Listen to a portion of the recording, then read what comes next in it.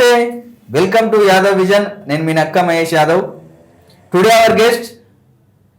పుస్తకాలంటే ఎవరికి ఇష్టం ఉండదు. ఒక పుస్తకం ప్రతి ఒక్కరికి కూడా ఒక మార్గదర్శి లెక్క, ఒక మిత్రుని లెక్క, ఒక దిక్సూచి లెక్క పనిచేస్తుంది. అందుకే పెద్దలు అన్నారు, చిరిగిన చొక్కానైనా తొడుక్కో, ఒక మంచి పుస్తకాన్ని కొనుక్కో అని. అందులో భాగంగానే అవర్ గెస్ట్ వచ్చేసి యల్మ సూర్యకాంత్ యాదవ్ గారు, నిర్మల్ జిల్లా వాసి. యాదవుల చరిత్ర, భూపాలకులు గోపాలకులు అనే పుస్తకాన్ని రాయడం జరిగింది. సో దానిలోని సారాంశం ఏందని తెలుసుకునే ప్రయత్నం చేద్దాం. సో దాంట్లో భాగంగానే ఈరోజు మన స్టూడియోకి పిలవడం జరిగింది. మరిన్ని విషయాలు అతన్ని అడిగి తెలుసుకుందాం. నమస్కారం సూర్యకాంత్ గారు. నమస్కారం సార్. ఏంటి అసలు యాదవులు గోపాలకులు భూపాలకులు అని చెప్పేసి పుస్తకం రాశారు. అసలు ఎందుకు ఈ పుస్తకం రాయాలనిపించింది? పుస్తకం రాయడానికి ప్రేరణ ఎట్లా కలిగింది? ముందుగా నాకు ఈ స్టూడియోకి పిలిచి ఇంత గొప్ప అవకాశం ఇచ్చిన మీకు ప్రత్యేక ధన్యవాదాలు తెలియజేసుకుంటున్నాను సార్. థ్యాంక్ యూ మీకు కూడా. ఎందుకంటే ఇవాళ యాదవుల మీద పుస్తకాలు రావడం అనేది చాలా అరుదు. దాంట్లో మీరు కష్టపడి దాన్ని రీసెర్చ్ చేసి పుస్తకం రాయడం అనేది కూడా చాలా గొప్ప విషయము. సో చాలా తక్కువ పుస్తకాలు వచ్చినాయి. ఈ యాదవులు భూపాలకులు గోపాలకులు ఏంటి అసలు, ఈ పుస్తకం అర్థం ఏంటి? సార్, యాదవులు ప్రాచీనమైన చరిత్ర కలిగి ఉన్నారు సార్. ఓకే. యాదవుల చరిత్ర ప్రాచీనమైనది, ప్రశస్తమైనది కూడా. కొన్ని తరాల నుంచి యాదవులు ఈ భారతీయ సంస్కృతిలో అంతర్భాగమై ఈ సంస్కృతిని రక్షిస్తూ పోషిస్తూ జీవిస్తూ వస్తున్నారు సార్. ఓకే. అలాంటి చరిత్రను నేటి తరానికి అందించాలనే సంకల్పంతో ఈ చరిత్ర రాయడం జరిగింది సార్. ఓకే. అంటే ముఖ్యంగా ఒక పుస్తకం రాయాలంటే కొన్ని రిఫరెన్స్లు తీసుకోవాల్సి ఉంటుంది, అంటే సాక్ష్యాలు కావాల్సి ఉంటుంది, ఆధారాలు కావాల్సి ఉంటుంది. సో మీరు ఏ ఆధారాలతోటి ఈ పుస్తకం రాయడం జరిగింది? సార్, భారతీయుల చరిత్ర అంటే రామాయణం మహాభారతం, అది భారతీయుల ఇతిహాసమే ఉన్నది సార్. ఓకే. అదే మన చరిత్ర. ప్రతి భారతీయుడు ఆ చరిత్రను చదవాలి. మహాభారతం, శ్రీమద్ భాగవతం, భగవద్గీత, హరివంశ పురాణము, గర్గ సంహిత, వీటి ఆధారంగా చేసుకొని యాదవులు భూపాలకులు అనే యొక్క ఈ వృత్తివృత్తం ఆధారంగా, మరియు గోపాలకులు ఈ యొక్క రెండు ఇతివృత్తాల ఆధారంగా నేను ఈ పుస్తకాన్ని రాయడం జరిగింది సార్. ఈ పుస్తకం రాయడానికి నాకు ముందుండి నడిపించారు శ్రీ భాషబోయిన శ్రీనివాస్ యాదవ్ గారు సార్. వారు యాదవ్ వికాసం మ్యాగజైన్ సంపాదకులు. వారిని కూడా నేను, వాళ్ళు వరంగల్ జిల్లా వాస్తవ్యులు, వారిని కూడా నేను ఈ సందర్భంగా కృతజ్ఞత తెలియజేసుకుంటున్నాను సార్. మరి ఈ పుస్తక ప్రచురణలో నన్ను కొంత ఆర్థిక సహకారం అందించిన శ్రీ వెలిపూరు సాయన్న యాదవ్ గారు, నిర్మల్ వాస్తవులు సార్, వారికి కూడా ప్రత్యేక ధన్యవాదాలు తెలియజేస్తున్నాను సార్. యాదవులు అంటే కేవలం పశుపోషణ వ్యవసాయం మాత్రమే కాకుండా ప్రాచీన కాలం నుండి కూడా యాదవులు భూపాలన చేశారు సార్. ఓకే. భారతీయ సంస్కృతిలో అంతర్భాగమై వాళ్ళు ఈ భారతీయ సంస్కృతిని రక్షిస్తూ రాజ్యపాలన చేశారు సార్. ఓకే. ఆ విషయాన్ని నేను ఉతివృత్తంగా చేసుకొని ప్రాచీన కాలంలో యయాతి మహారాజు, యదు మహారాజు, వృష్ణి, సురసేన మహారాజు, వాసుదేవుడు, శ్రీకృష్ణ భగవానుడు, అట్లా ఆయన ద్వారకాను పాలించాడు సార్. ఓకే. మనకు నారాయణి సైన్యం ఉండేది, 7 అక్షరాల సైన్యం నారాయణి సేన ఆయన సృష్టించి చక్కటి పాలన అందించాడు సార్. ఓకే. శ్రీకృష్ణుడు గురించి మనం ఎంత చెప్పినా తక్కువే సార్, ఎందుకంటే ఆయన స్వయం భగవానుడు అన్నట్టు. అలా శ్రీకృష్ణ భగవానుడు ద్వారకాను పాలించడం జరిగింది. పాండవులకు ఆయన సాయం చేయడం జరిగింది అన్నట్టు. ధర్మరాజు ప్రపంచ చక్రవర్తి, హస్తినాపురం అప్పుడు ప్రపంచ రాజధానిగా ఉండేది. సో మహాభారతం అనేది కథా వస్తువుగా అందులో ఉన్న అంశాలను నేను కొంత పరిశీలించి, మరియు డిస్కవరీ ఆఫ్ లాస్ట్ ద్వారకా, అదే పురాణాలు అనేసరికి కల్పిత కథలు అని చెప్పేసి కూడా ఒక చర్చ ఉన్నది బయట. సో దానికి సైంటిఫిక్గా చూయించి మీరు ఈ పుస్తకం నుంచి నేను ఈ రిఫరెన్స్ తీసుకున్నా అంటే ఏం చెప్తాను సార్? మహాభారతము రామాయణం కల్పితం కాదు సార్. వాస్తవంగా ఈ యొక్క భారతదేశంలో జరిగిన వాస్తవ సంఘటనలు అన్నట్టు. అవి భారతీయుల ఇతిహాసం అయినది అన్నట్టు. అవి చరిత్ర, భారతీయుల చరిత్ర ప్రతి భారతీయుడు చదవాలి. భారతీయులకు 2 కళ్ళు శ్రీ రామచంద్ర ప్రభు, శ్రీకృష్ణుడు. అలాగే భారతీయులకు 2 కళ్ళు కూడా రామాయణం, మహాభారతం. సో మహాభారతము ఎగ్జాక్ట్లీ మహాభారతం ఎప్పుడు జరిగింది, ద్వారకా నిర్మాణం ఎప్పుడు జరిగింది అనేది మనకు సైంటిఫిక్గా నిరూపించడం జరిగింది. ఓకే. అసలు మనం సైంటిఫిక్గా ఒక వస్తువు యొక్క మనకు వాటి యొక్క పుట్టు పూర్వతరాలు అంటే అది ఎప్పుడు జన్మించింది వస్తువు అనేది మనం తెలుపడానికి వాటి కాల నిర్ణయం అనేది మనం C14 కార్బన్ డేటింగ్ ద్వారా చేస్తాం సార్. ఓకే. యాక్చువల్లీ అంటే ఆ వస్తువు ఎప్పుడు మనకు ఎప్పటి నుంచి అది జీవం ఉంది అంటే ఎప్పటి నుంచి ఆ వస్తువు దాని యొక్క వయస్సు C14 కార్బన్ డేటింగ్ ద్వారా చేస్తాం సార్. ఓకే. అయితే ప్రముఖ కార్బన్ డేటింగ్ నిపుణులు డాక్టర్ బీరేంద్ర కెజా వారు డిస్కవరీ ఆఫ్ లాస్ట్ ద్వారకా అనే ఒక పుస్తకాన్ని రచించారు sir. Discovery of lost Dwarka. Okay. So అందులో స్పష్టంగా ఆయన ఆధారాలు సార్ మనకు చెప్పడం జరిగింది. ద్వారకా పట్టణాన్ని C14 కార్బోనేట్ ద్వారా దాన్ని మనం పరిశోధిస్తే 3200 సంవత్సరాలకు పూర్వమే నిర్మించబడిందని చెప్పడం జరిగింది సార్. ఓకే. అంటే ద్వారకాని పరిపాలన చేసింది శ్రీకృష్ణుడు అని అంటారు. సో శ్రీకృష్ణుడు ఏ సంవత్సరంలో జన్మించిండు, ఎన్ని సంవత్సరాలు పరిపాలన చేసిండు, దాని మీద ఏమైనా సార్? శ్రీకృష్ణ భగవానుడు శ్రావణ బహుళ అష్టమి సార్, రోహిణి నక్షత్రము అష్టమ తిథిలో జన్మించారు సార్. ఓకే. శ్రీకృష్ణ భగవానుడు అది ఎప్పుడు అంటే 3228 జూలై 19 సార్. ఓకే. ఆయన 125 సంవత్సరాలు ఈ పవిత్రమైన నేలలో పాలించారు సార్. ఓకే. మళ్ళా వారు అంటే గోలోక బృందావనం అంటే బ్యాక్ టు గాడెడ్ 3102 BC ఫిబ్రవరి 18 మధ్యాహ్నం 2 గంటలకు శుక్రవారము నిర్యాణం చెందడం జరిగింది సార్. అదే రోజు ఈ కలియుగం ప్రారంభమైంది. The first thing is first మనకు ఇంపార్టెంట్ ఏమంటే కలియుగం ఎప్పుడు ప్రారంభమైతే శ్రీకృష్ణుడు చనిపోయిన రోజే కలియుగం ప్రారంభమైంది సార్. మధ్యాహ్నం 2 గంటలకు కలియుగం ప్రారంభమైన 38 సంవత్సరాల వరకు ధర్మరాజు పాలించారు సార్. అనంతరం పరీక్షిత్ మహారాజు, జన్మేజయ్ అలా ఆ వంశావళి అనేది పాలించారు. ఈ విషయాన్నే డాక్టర్ వేదవ్యాస్ IAS రిటైర్డ్ మహాభారత కాల నిర్ణయం అని వారు పరిశోధన గ్రంథం ప్రచురించడం జరిగింది సార్. అందులో కూడా కొన్ని అంశాలు నేను చదివి క్రోడీకరించి ఈ పుస్తకాన్ని రాయడం జరిగింది సార్. కృష్ణుడి గురించి ఒక 4 వాక్యాలు చెప్పాలంటే ఏం చెప్తారు?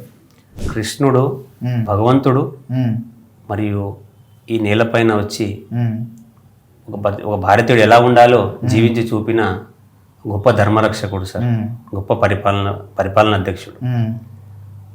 శ్రీకృష్ణుడు జగద్గురువు సార్, అలాగే విశ్వ విజేత సార్. ఓకే. అంటే శ్రీకృష్ణుడు ఎక్కువ ప్రకృతిని ప్రేమించాడు అని చెప్పేసి చాలా మంది మేధావులు చెప్పడం జరుగుతూ ఉంది. సో ప్రకృతికి సంబంధించి ఎట్లా ప్రేమించాడు, ఏమేమి కార్యక్రమాలు చేశాడు?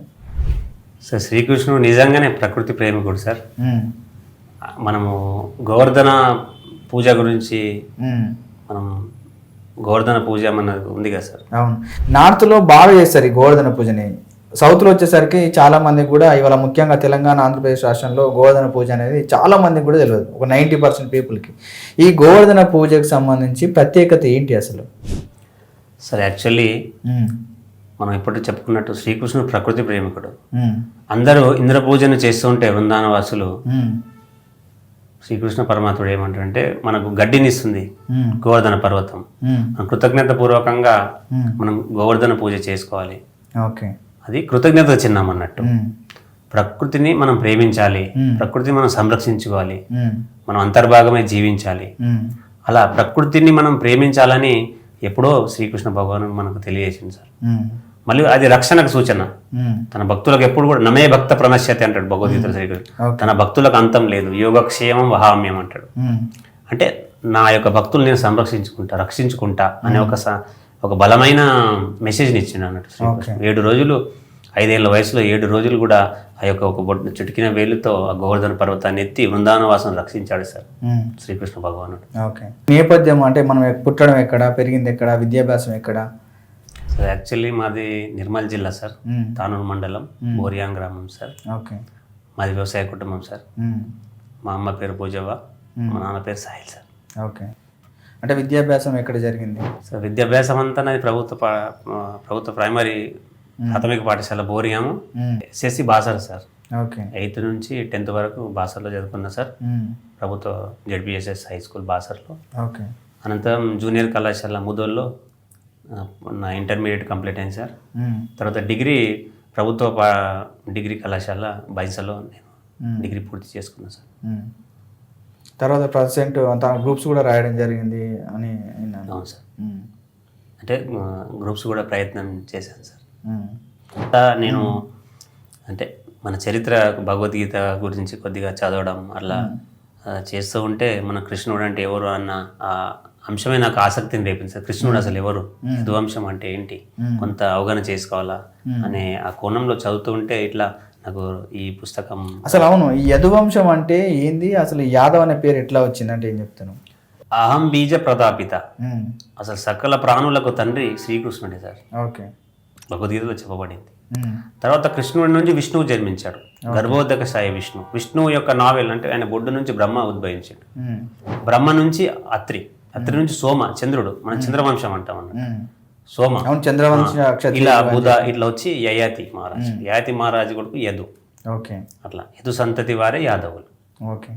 అంటే కులం అనే భావన లేదు భారతీయ సంస్కృతిలో. వర్ణం గురించి ఉంది. చాతుర్వర్ణం మయ సృష్టం గుణకర్మ విభాగశ అని చెప్తారు అన్నట్టు భగవద్గీతలో 4.3లో. అంటే మనిషి యొక్క వర్ణము ఆయన గుణము కర్మలను బట్టి నిర్ణయించబడుతుంది, కానీ పుట్టుకతో కాదు. మనం క్షత్రియులు, మనం చంద్రవంశ క్షత్రియులు, యాదవులు. ఎందుకంటే కొన్ని తరాలుగా మనం మన యొక్క గుణం కర్మను బట్టి మనం పాలించాం కదా, రాజ్యపాలన చేసాం. సో అందుకే మనం క్షత్రియులు. ప్రాచీన కాలంలో కూడా మనం పాలించాం. తర్వాత ఆధునిక కాలంలో కూడా శాతవాహన 33 రాజులు యాదవులే. పాండ్య, పల్లవులు, మళ్ళా తర్వాత హొయసల రాజవంశం, విష్ణువర్ధన, వీరబల్లాల, మళ్ళీ చెన్నకేశ్వరాలయము, సోమనాథపురాలయం, బేలూరు హొయసలేశ్వరాలయం మన వాళ్ళే కట్టారు సార్ అది. మళ్ళా రాష్ట్రకూటులు, దంతిదుర్గుడు, తర్వాత అమ్మోఘవర్షుడు, రెండవ కృష్ణుడు, ఎల్లోర కైలాసనాథ టెంపుల్ కూడా రాష్ట్రకూటులు నిర్మించారు సార్. వారు కూడా మేము సత్యకి వంశస్థులని చెప్తున్నారు సార్. అంటే ఈ రాష్ట్రకూట రాజ్యాన్ని యాదవులు పరిపాలించారని చెప్పి నేను కూడా విన్నాను సార్. ఏంటి అసలు యాదవులు పరిపాలించారని చెప్పేసి ఒక సైంటిఫిక్ ఆధారాలు ఏంటి? దశావతార టెంపుల్లో మనకు శాసనం ఉంది సార్, దంతిదుర్గ మహారాజుది. అలాగే ఎల్లార కైలాస టెంపుల్ కూడా మనకు ఇన్స్క్రిప్షన్స్ ఉన్నాయి. సో దాని ఆధారంగానే మనం చెప్పకూడదు, వాళ్ళు సత్యకి వంశస్థులని చెప్పుకోబడింది సార్. రాష్ట్రకూటుల అనంతరము దేవగిరి రాజులు కూడా మనకు తెలుసు. ఈ పల్లవ రాజులు, తర్వాత కాకతీయ రాజులు కూడా యాదవులు ఉన్నారు. విజయనగర కృష్ణదేవ యాదవరాయ వారు కూడా యాదవులే. తిరుమలను నిర్మించింది కూడా తొండమాన్ చక్రవర్తి. చాలా కాంట్రిబ్యూషన్ సార్ తిరుమల దేవస్థానం. తిరుమల దేవస్థానం ప్రత్యేకత గురించి ఐడియా ఉందా? తిరుమలను తొండమాన్ చక్రవర్తి నిర్మించారు సార్. తిరుపతిని గట్టిదేవ యాదవరాయలు నిర్మించారు సార్. దాదాపు 370 సంవత్సరాలు విజయనగర రాజులు వాటిని పోషించారు సార్ తిరుమల ఆలయాన్ని. అన్నమాచార్యులు అంటారు సార్, ఆదిదేవ సకలాగమ పూజిత యాదవ కుల మోహన రూపాన్ని తన సంకీర్తనలో తిరుమల వెంకటేశ్వరిని ప్రశంసించారు సార్.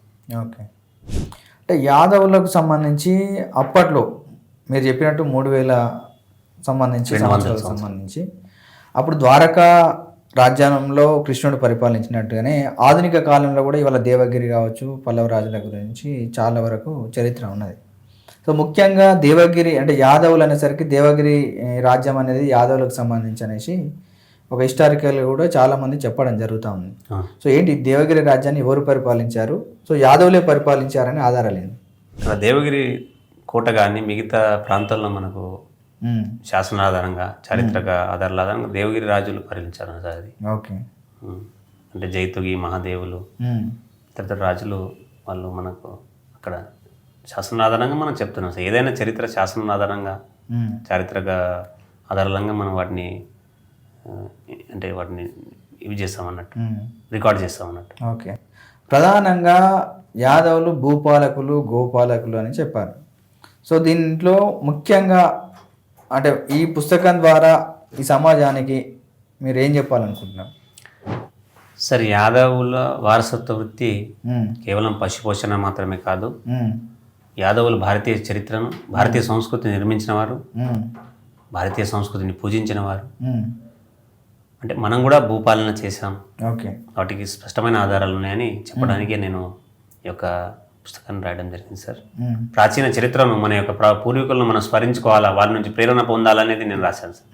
ఓకే. వారి నుండి ప్రేరణ తీసుకొని మనం కూడా సాంస్కృతికంగా, సామాజికంగా, ఆర్థికంగా అన్ని రంగాల్లో ఎదగాలని, మన పూర్వీకుల యొక్క స్మరించుకోవాలని, వారు చేసిన ఘనకార్యాలను ఒకసారి స్మరించుకొని ప్రేరణ స్ఫూర్తిగా తీసుకొని మనం ముందుకు నడవాలని నేను ఈ యొక్క పుస్తకాన్ని రాయడం జరిగింది సార్. ఓకే. అంటే యాదవుల విషయానికి వస్తే ఆర్థికంగా బాగానే ఉన్నారు, కానీ రాజకీయంగా మాత్రం ఎదగలేకపోతున్నారు అనేసి వాస్తవంగా కూడా మనం చూస్తే అబ్జర్వ్ చేస్తే అర్థమవుతుంది. సో ఎందుకు ఈ యాదవులు వెనకబడిపోతున్నారు ముఖ్యంగా రాజకీయాల్లో? ఘనమైన ప్రాచీనమైన రాజవంశాల చరిత్ర ఉంది. కాకపోతే కొంత ఆధునికంగా కూడా ఎన్నో రాజవంశాల చరిత్ర ఉంది మనకు. వాటిని స్ఫూర్తిగా తీసుకొని మనం ముందుకు నడవాలి. అన్ని రంగాల్లో మనం ఎదగాలి. ఓకే. అన్ని రంగాల్లో ఎదగడానికి చాలా అవకాశాలని, వనరుల్ని, జనాభా ఉంది. మనం ప్రతి రంగంలో కూడా అంకిత భావంతో ఏకాగ్రతతో కష్టపడితే తప్పకుండా మనం అనుకున్న లక్ష్యాన్ని సాధిస్తాం. మనకు కూడా ఆ శక్తి సామర్థ్యాలని శ్రీకృష్ణ భగవానుడు మనకు రక్షకుడిగా ఉన్నాడు. ఆయన అందరికీ దేవుడే. విశ్వమానవ సేవసే కృష్ణ ప్రేమ సారాంశము. సో ఆయన వసుదైవ కుటుంబం అనే విశ్వమానవ భావనతో మనం అందరినీ కలుపుకొని ముందుకెళ్ళాలి. ఆ యొక్క వారి యొక్క భగవంతుడు చూపిన ఏదైతే మార్గం ఉందో అనుసరిస్తూ మనం ముందుకెళ్ళాలని నేను ఆశిస్తున్నాను. యాదవులకు వారసత్వంగా వచ్చినటువంటి వృత్తి ఏంటి అంటే ఏం చెప్తారు? ప్రాచీన కాలం నుంచి తీసుకున్న ఆధారాలతో బట్టి మహాభారతాన్ని మనం బేస్ చేసుకుంటే భూపాలన చేసాం. తదనంతరం వ్యవసాయం చేసినాం. మన బలదేవుడు యొక్క గుర్తు నాగలి కదా సార్, అది శ్రమకు సంకేతం. సో వ్యవసాయం చేయాలి, పశుపోషణ చేయాలి, అన్ని ఏ వృత్తి అయినా చేపట్టచ్చు.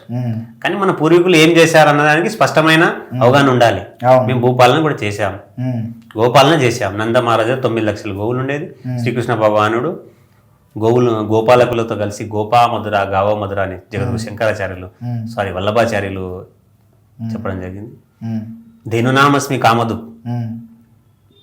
అంటే సురభి గోవు నేను కామధేను అని చెప్తాడు. అంటే నేను గోవులలో సురభి గోవును అని చెప్తాడు శ్రీకృష్ణ భగవద్గీతలో. ధేనునామస్మి కామధు విభూతి యోగంలో చెప్తాడు. మనకు గోవులను సంరక్షించడానికి యమునా నదిలో కాళీయ సర్పం వస్తుంది కదా, సో అది కలుషితం చేస్తుంది నీళ్లను. సో గోవులు చనిపోతాయి కొన్ని. శ్రీకృష్ణుడు హెచ్చరిస్తాడు, అంటే దాని యొక్క గర్వాన్ని అణిచివేస్తాడు, క్షమించి పంపించేస్తాడు. అంటే మనం గోవుల్ని కూడా సంరక్షించుకోవాలి. ఎందుకంటే గావో విశ్వేశ్వ మాత్ర అంటుంది ఋగ్వేదం. గోవులు మన జీవితంలో అంతర్భాగం, భారతీయుల జీవితంలో అంతర్భాగం. వాటిని సంరక్షించుకోవాలా. వాడి గోవుల పేడతోనే మనకు వ్యవసాయం పంట వస్తుంది. పాలు, పెరుగు, నెయ్యి, వెన్న తింటే మన మేధస్సు, మనం బలంగా పుష్టిగా తయారవుతాం, ఎలాంటి రోగాలు రావు. పంచగవ్యాలతో మనం అలుకు పోసుకుంటాము.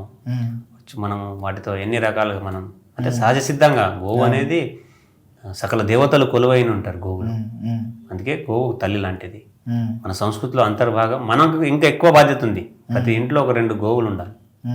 ఆ ప్రయత్నం చేయాలి.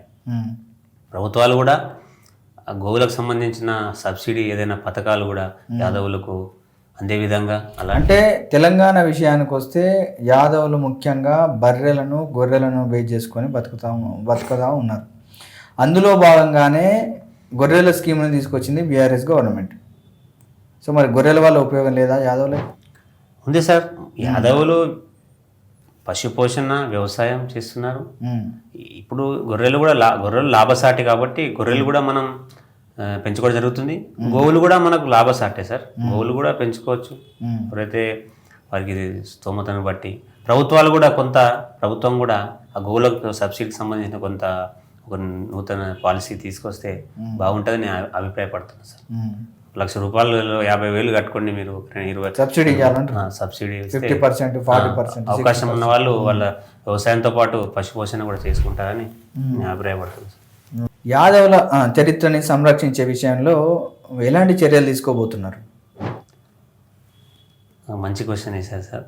అంటే ఏ జాతికైనా వాళ్ళ చరిత్ర అనేది చేరాల్సిన అవసరం ఉంటుంది. చరిత్ర అనేది చాలా ముఖ్యమైన అంశం సార్. చరిత్రనే మన యొక్క అస్తిత్వం. కాబట్టి ఆ చరిత్ర నెక్స్ట్ జనరేషన్కి, భవిష్యత్ తరాలకు భద్రంగా అందించడం మనందరి బాధ్యత.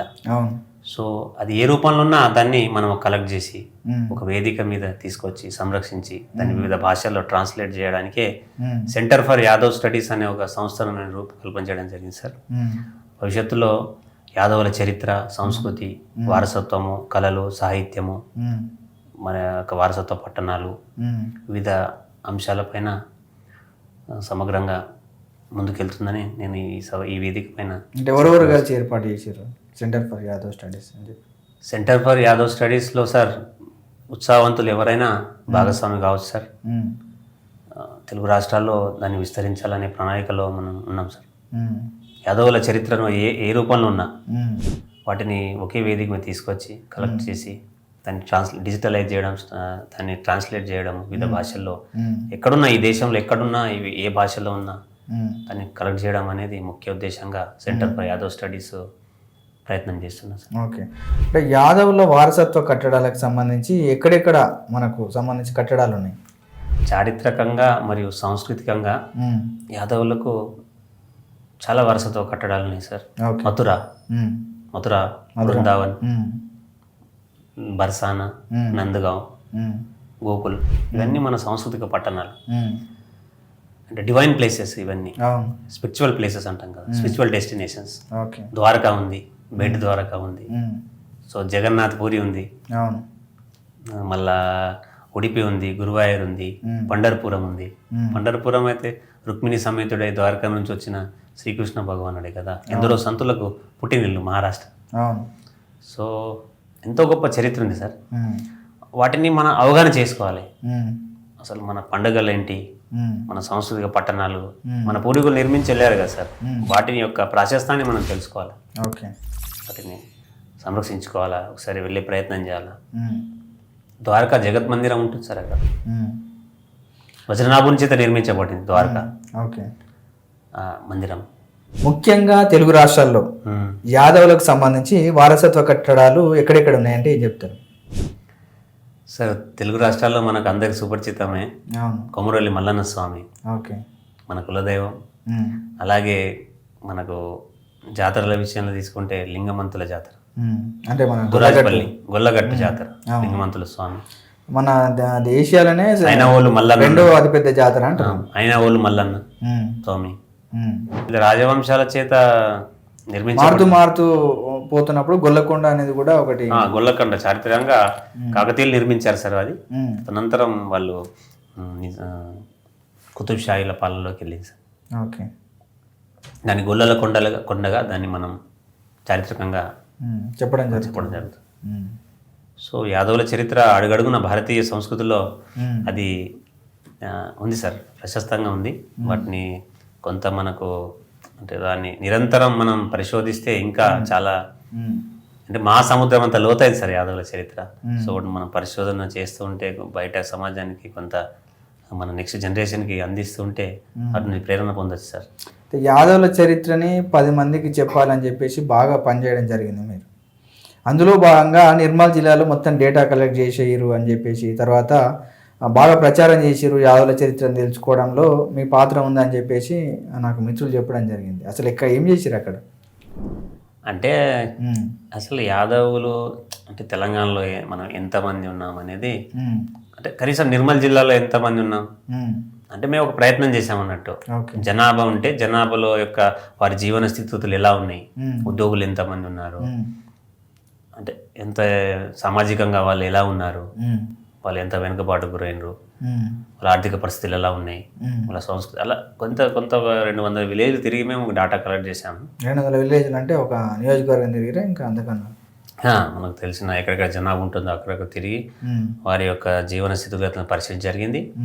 యాదవులకు వ్యవసాయం పశుపోషణతో పాటు కొంత ప్రభుత్వాలు కూడా కొన్ని స్కీమ్స్ని ప్రొవైడ్ చేయాలి సార్. కొన్ని పాలసీలు, మంచి పాలసీలు తీసుకురావాలి వాళ్ళకి ఉపయోగపడేటి, ఉపాధి కల్పించే విధంగా. పాలు మనం పితకడం వరకే తెలుసు, పాల నుంచి పాల పదార్థాలు ఎలా ప్రొడ్యూస్ చేయాలి, డైరీ టెక్నాలజీ అది అందిస్తే ఇంకా మంచి ప్రొడక్షన్ వస్తుంది, డిమాండ్కి తగ్గ సప్లై వస్తుంది. అట్లా పాలు మనకు వరసతుతి మనకు గోపాలన కదా సార్, పాలు నుంచి పెరుగు వస్తుంది, నెయ్యి వస్తుంది, వెన్న వస్తుంది. అలా దాని తర్వాత కూడా మనకు ఎన్నో ప్రొడక్ట్స్ తయారవుతాయి. సో అది కూడా మనం దాన్ని కూడా అందిపుచ్చుకోవాలని నేను భావిస్తున్నాను సార్. ఓకే. ఈ యాదవుల చరిత్ర మీద పుస్తకంతో పాటు జనరల్గా అప్పుడప్పుడు ఆర్టికల్స్ పబ్లిష్ చేస్తూ ఉంటారు. సో అట్లా ఆర్టికల్ ఏమైనా రాసినా? సార్, అసలు ఈ బుక్ రాయడానికి నాకు ప్రేరణనే శ్రీ భాషపోయిన శ్రీనివాస్ యాదవ్ గారు, ఓకే. వారు Yadav Vikas and magazine editor గారు, వాళ్ళు వరంగల్ వాస్తవ్యులు. వారు నన్ను ప్రోత్సహించారు.